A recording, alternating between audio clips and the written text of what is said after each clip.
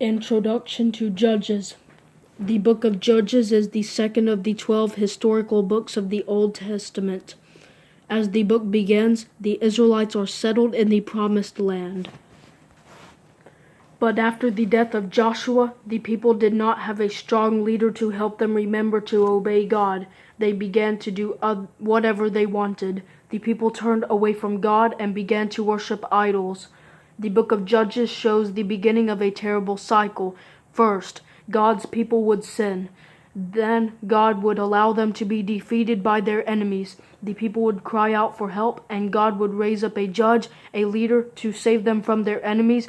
But when that judge died, the cycle would begin all over again.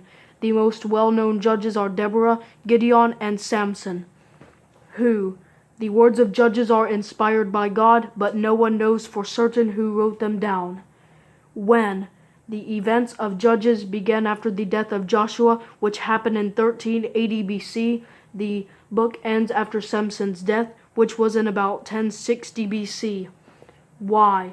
The book of Judges shows what happens when the people turn away from God and worship false idols, but it also shows God's mercy as He works to save His people when they turn back to Him.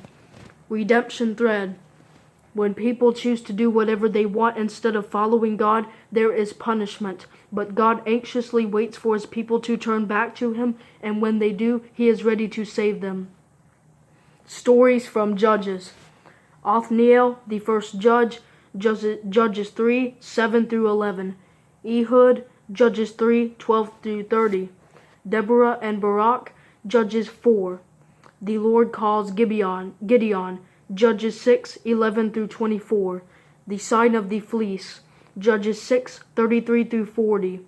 Gideon attacks the Midianites, Judges 7, 15 through 23.